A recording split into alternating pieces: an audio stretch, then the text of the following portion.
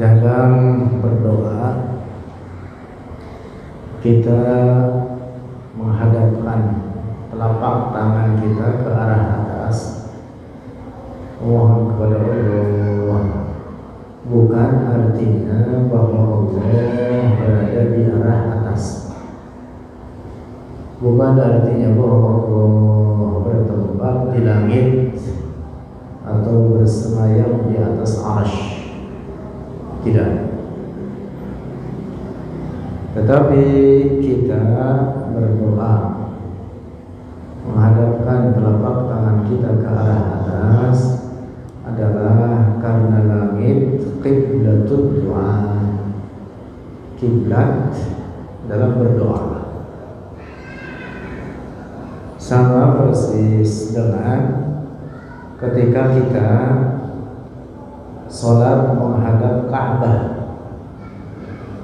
Tujuan sholat kita beribadah kepada Allah, menyembah kepadanya. Menghadap ke Ka'bah bukan artinya Allah di dalam Ka'bah, tidak.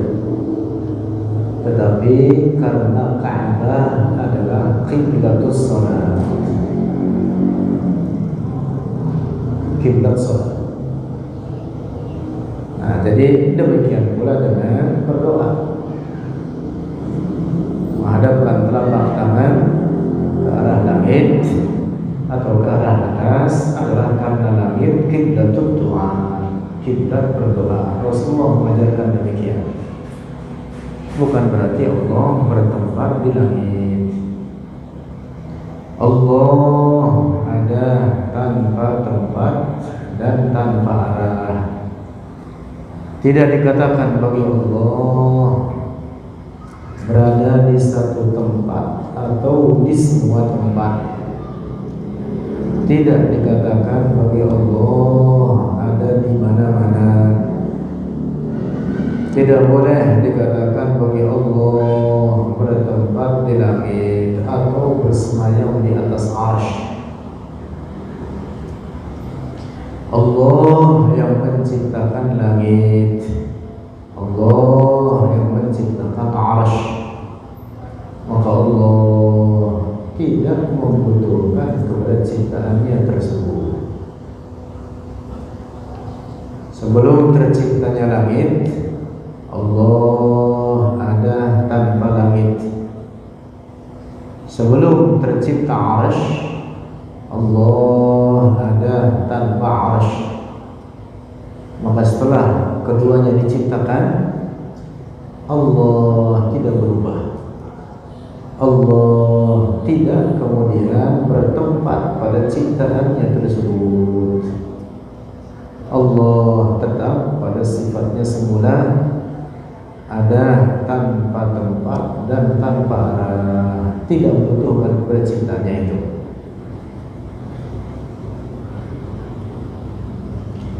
Nah, jadi pegang teguh, difahami. Tidak boleh berkeyakinan Allah berada di arah atas. Tidak boleh dikatakan terserah yang di atas. Ungkapan semacam ini berkembang di sebagian masyarakat kita, dan itu ungkapan buruk, ungkapan yang secara akidah menyalahi akidah yang sahih, menyalahi akidah Rasulullah Shallallahu Alaihi Wasallam. Allah tidak dikatakan di arah atas atau di arah manapun. Allah yang menciptakan arah, Allah ada tanpa arah, Allah ada tanpa tempat.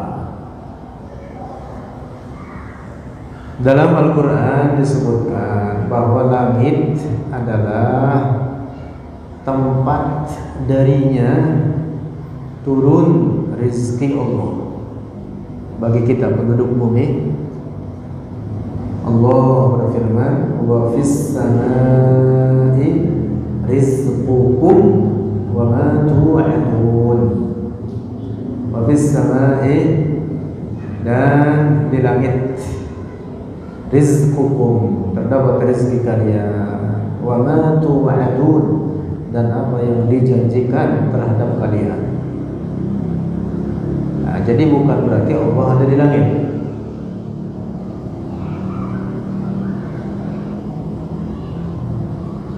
Nah, demikian pula dengan peristiwa Mi'raj Rasulullah Sallallahu Alaihi Wasallam naik ke langit, langit pertama, langit kedua, ketiga, dan seterusnya sampai langit ketujuh, dan terus lebih tinggi lagi daripada itu sampai ke suatu tempat yang hanya Allah yang tahu.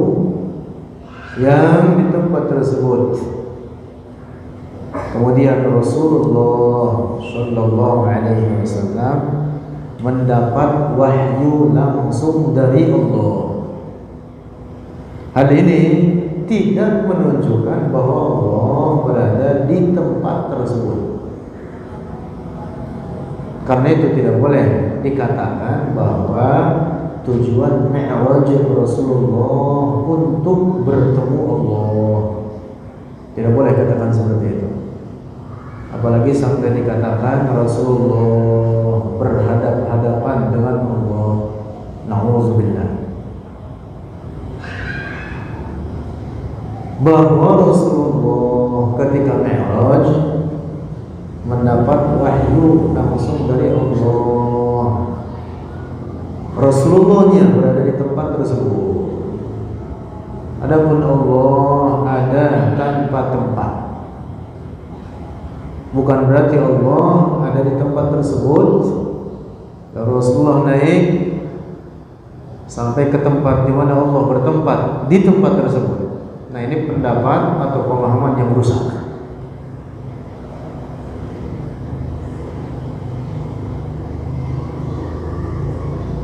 Tidak berbeda dengan keadaan Nabi Musa alaihi salam yang juga mendapat wahyu langsung dari Allah. Kejadiannya di mana? Di Gunung Tur, Tur Saina. Di mana ini gunung? Sono. Pokoknya jauh dah sana.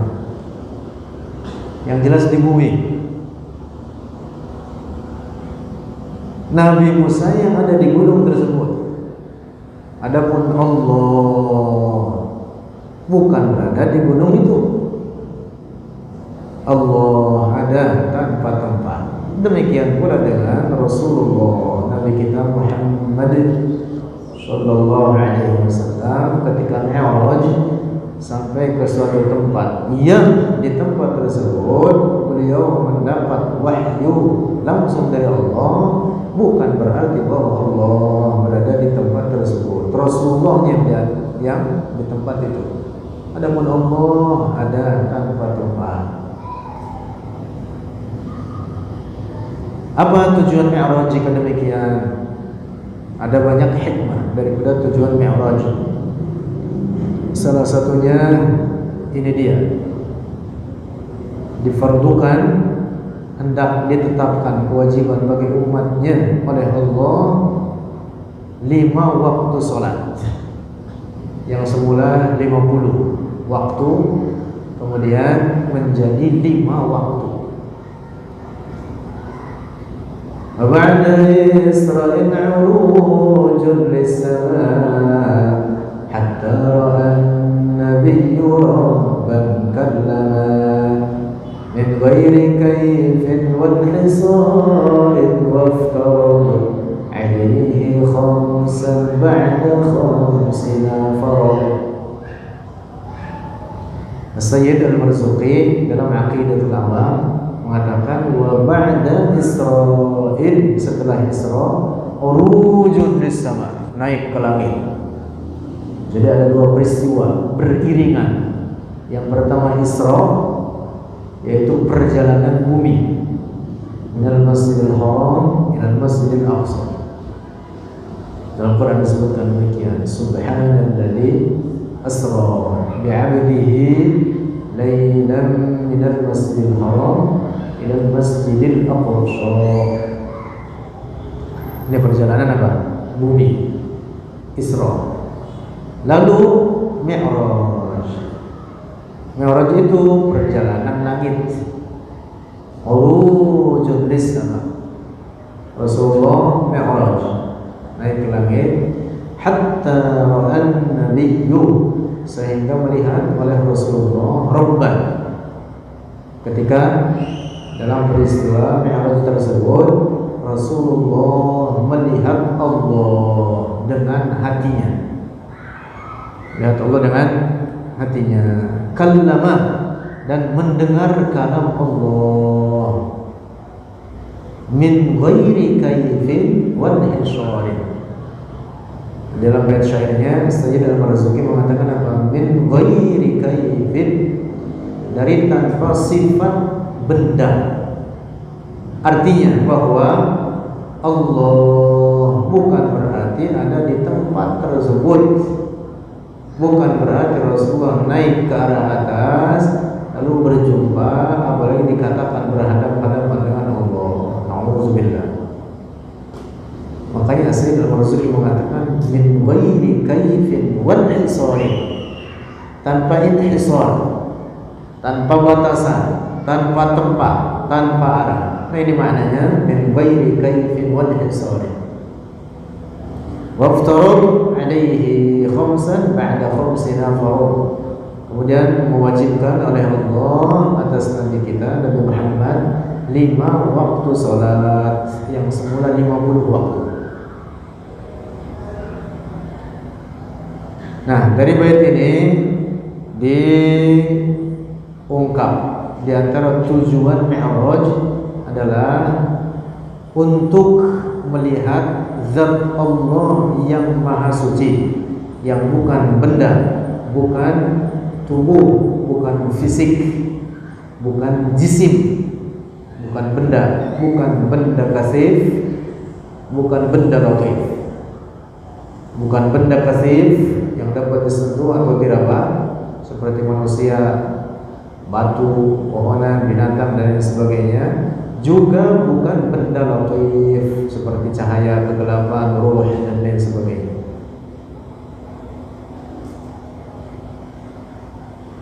Nah, jadi ini dia di antara tujuan Mi'raj. Satu, untuk diperlihatkan kepada Rasulullah akan zat Allah. Zat Allah artinya hakikat Allah. Pengertian zat disandarkan bagi Allah bukan dalam pengertian fisik atau raga atau tubuh. Zatullah artinya haqiqatullah. Zatullah ay haqiqatullah. Beda kalau kata zat disandarkan bagi manusia, zat fulan, maka yang dimaksud adalah tubuhnya, fisiknya, raganya. Tapi bagi Allah penyebutan kata zat bukan artinya fisik, bukan artinya tubuh. Allah bukan benda. Nah, jadi makna zatullah adalah haqiqatullah, hakikat Allah. Nah, ini satu. Jadi di antara hikmah atau tujuan Mi'raj adalah untuk melihat zat Allah yang tidak menyerupai suatu apapun dari ciptaannya, ada tanpa tempat, tanpa arah, bukan benda. Bifuadihi, dengan hatinya. Ma kadzabal fuadu ma ra'a, disebutkan demikian dalam Al-Qur'an. Nah, jadi Rasulullah melihat Allah ketika Mi'raj bukan artinya Allah ada di arah atas, dan melihat oleh Rasulullah dengan hatinya, bukan dengan matanya, tapi dengan hatinya. Bifuadihi. Demikian dinyatakan oleh para ulama kita. Di antaranya dinyatakan oleh As-Sahabiyul Jalil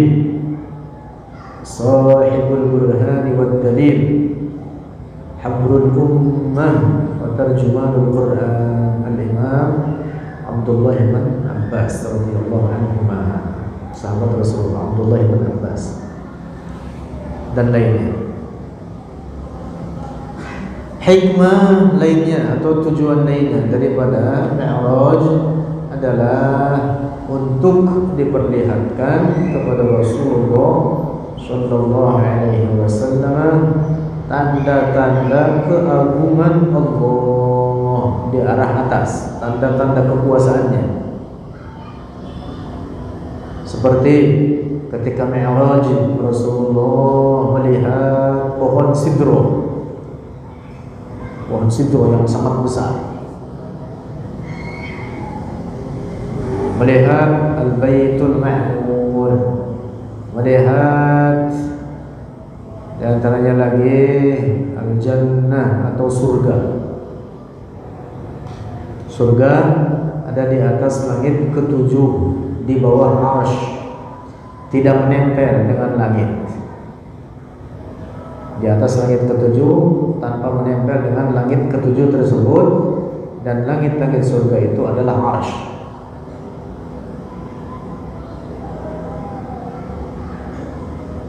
Nah, jadi Mi'raj Rasulullah sallallahu alaihi wasallam tidak boleh difahami atau diyakini untuk bertemu Allah. Tetapi antara hikmahnya adalah litasyrifir Rasul, untuk memuliakan Rasulullah bi'itla'ihi ala ajaiba fil alamil ulwi, yang diperlihatkan kepadanya akan keajaiban-keajaiban ciptaan Allah, tanda-tanda kekuasaan dan keagungannya yang ada di alam atas.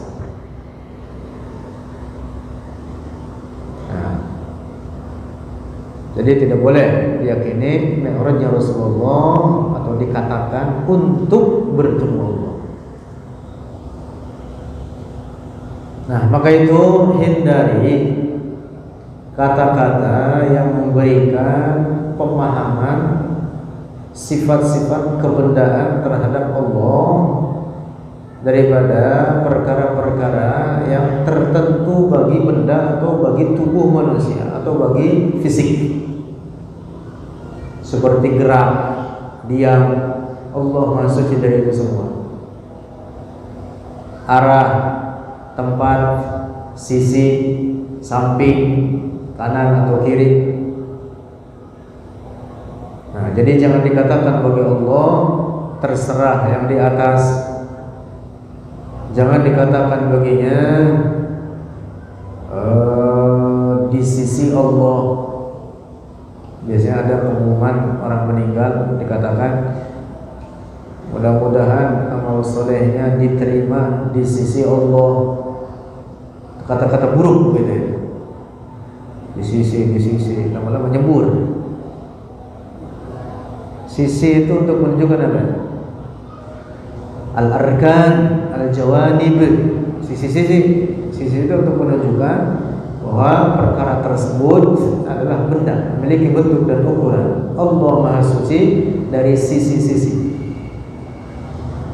Katakan semoga amal solehnya diterima oleh Allah. Begitu, jangan dikatakan di sisi Allah. Apa dikata di sisi? Jelek.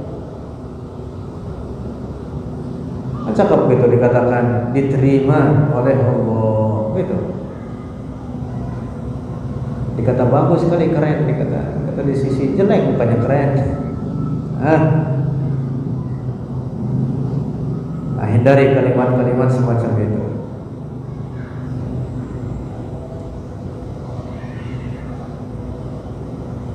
Allah Subhanahu wa ta'ala Maha Suci daripada sifat-sifat kebendaan, Maha Suci daripada anggota-anggota badan, Maha Suci daripada bentuk dan ukuran kecil maupun besar.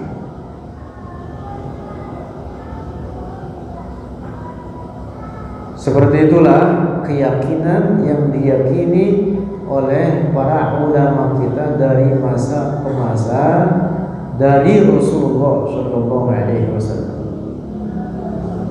Dan keyakinan itu pula yang diyakini oleh seluruh para nabi Allah,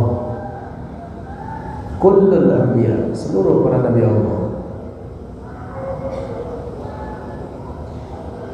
Salah seorang ulama salaf terkemuka, Al-Imam Al-Allamah Ahmad ibn Salamah Al-Warraq At-Tahawi, yang dikenal dengan Abu Ja'far, populer dengan sebutan Abu Ja'far At-Tahawi, yang wafat tahun 321 Hijriyah. Jadi beliau termasuk daripada ulama salaf, termasuk dari ulama salaf.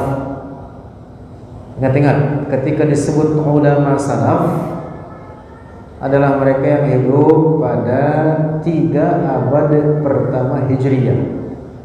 Abad pertama adalah periode sahabat, di masa Rasulullah hidup bersama mereka, para sahabatnya. Lalu abad kedua adalah periode tabi'in, dan kemudian periode ketiga atau 100 tahun ketiga adalah periode tabi'in. Inilah yang disebut zaman salaf. Setelah 300 berikutnya hingga sekarang bukan salaf, tapi apa? Khalaf. Disebutnya apa? Khalaf. Jadi kita ini hidup di zaman khalaf. Jangan sok-sokan mengatakan salafi, saya atau fulan as-salafi. Apa maksudnya as-salafi? Hidup di zaman sekarang aku salaf. Salaf dari mana? Kalau dia mengatakan maksud saya membuat embel-embel di belakang as-salafi adalah bahwa saya mengikut para ulama salaf. Tanya sama dia, kamu ketemu ulama salaf kapan? Kita dengan mereka para ulama salaf itu rentang waktunya beratus tahun. Kalau dia mengatakan maksud saya disebut as-salafi, bahwa saya mengikut Al-Imam Ahmad ibn Hanbal yang merupakan ulama salaf. Tanya kepada dia, kapan engkau bertemu dengan Imam Ahmad? Di mana? Di mall.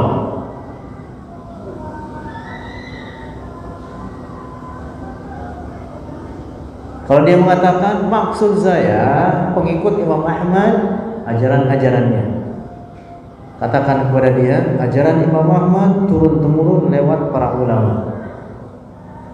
Lewat siapa? Para ulama, sampailah kepada kita.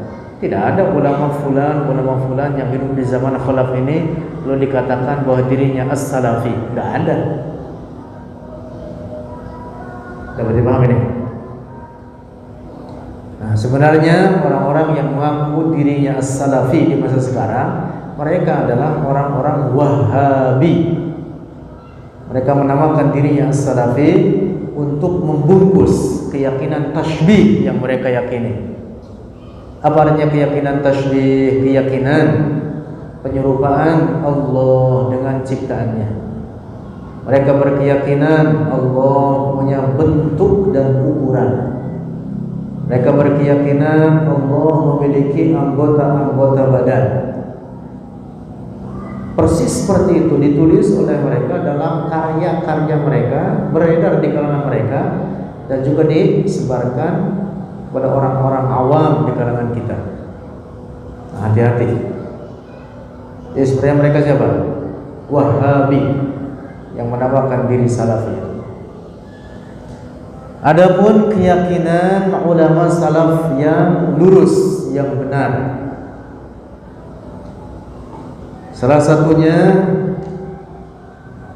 salah seorang ulama salaf terkemuka adalah Al-Imam Abu Ja'far At-Tahawi, Ahmad ibn Salamah Al-Warraq At-Tahawi, wafat tahun 321 21 Hijriah. Ulama salaf, betulan ulama salaf. Lahirnya tahun 227 Hijriah. Beliau menulis risalah yang populer dengan Al-Aqidah At-Tahawiyah. Aqidah ini adalah aqidah Ahlus Sunnah wal Jamaah. Beliau mengatakan di permulaan risalahnya ini ada bayanu aqidati Ahlus Sunnah wal Jamaah. Ini adalah penjelasan aqidah Ahlus Sunnah wal Jamaah. Risalah Aqidah Tahawiyah ini adalah berisi penjelasan akidah Ahlus Sunnah wal Jamaah. Apa yang diantara beliau tuliskan dalam risalah ini?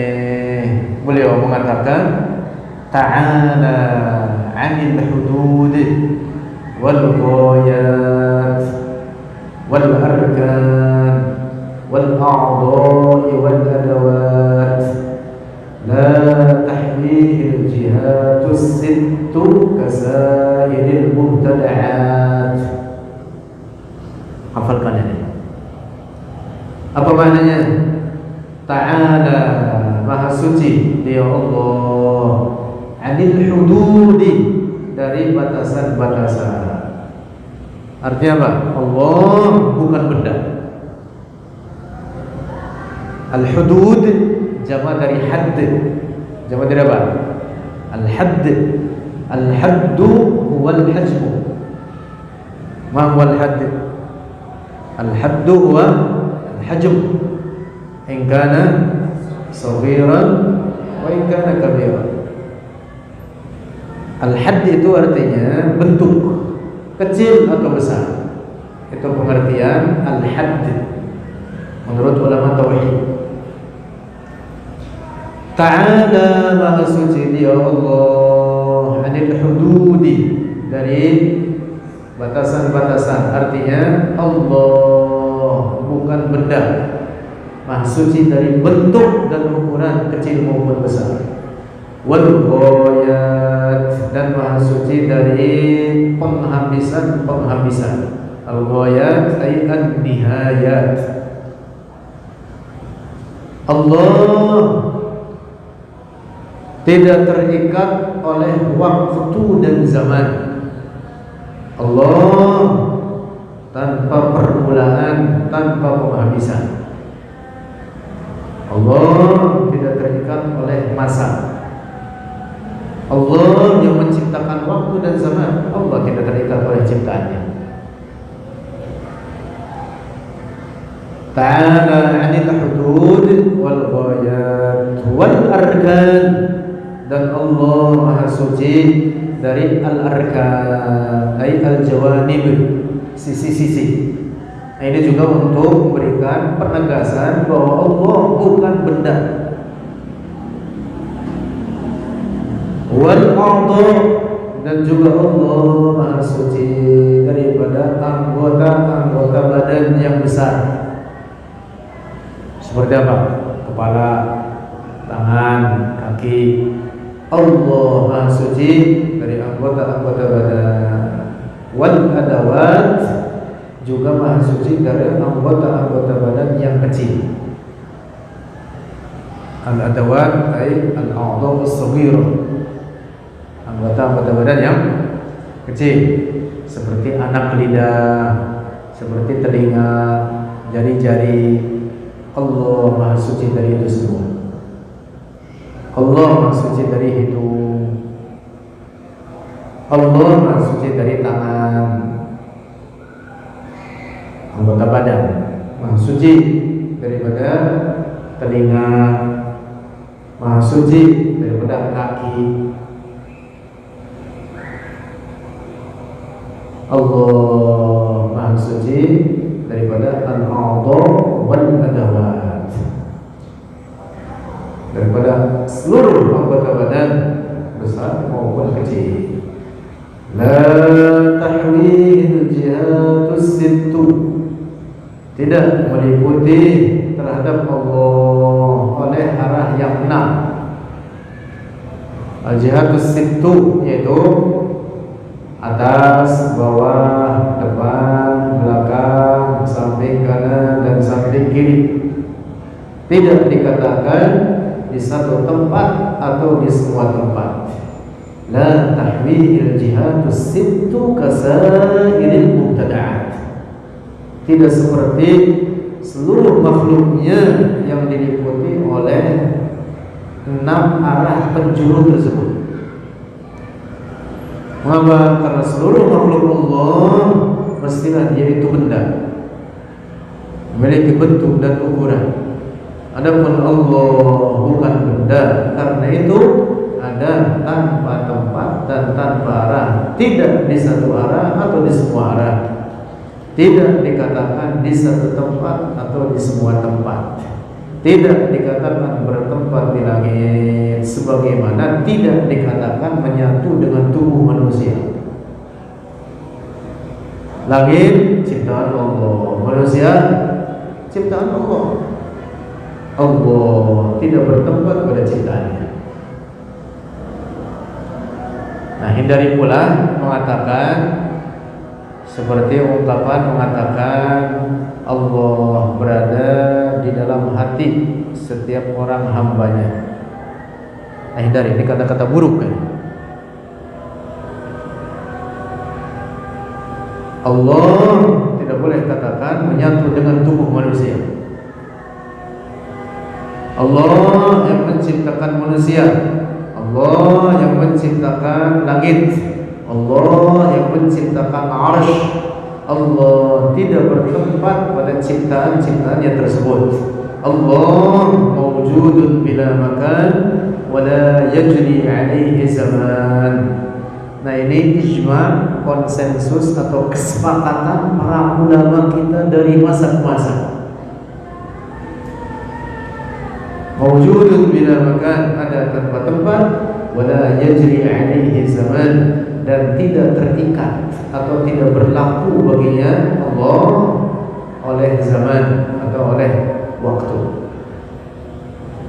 Nah, ini pegang teguh akidah Rasulullah ini.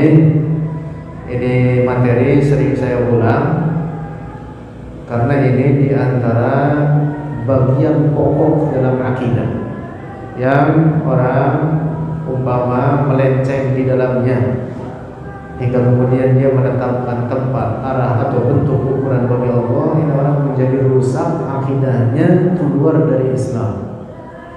Makanya sangat penting untuk mengkaji ini dan butuh diulang-ulang.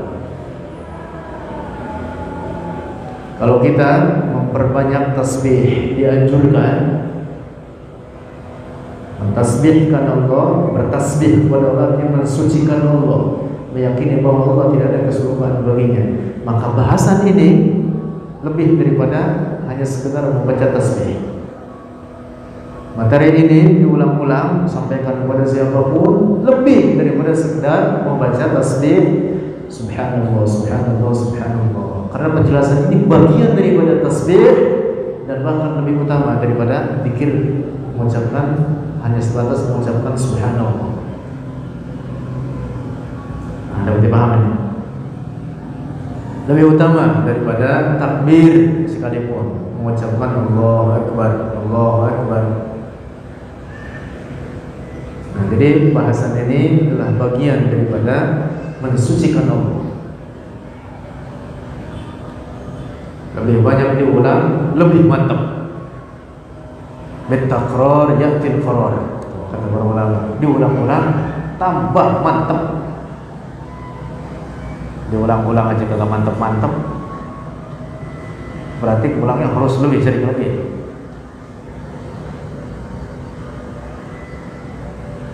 Wallahu a'lam.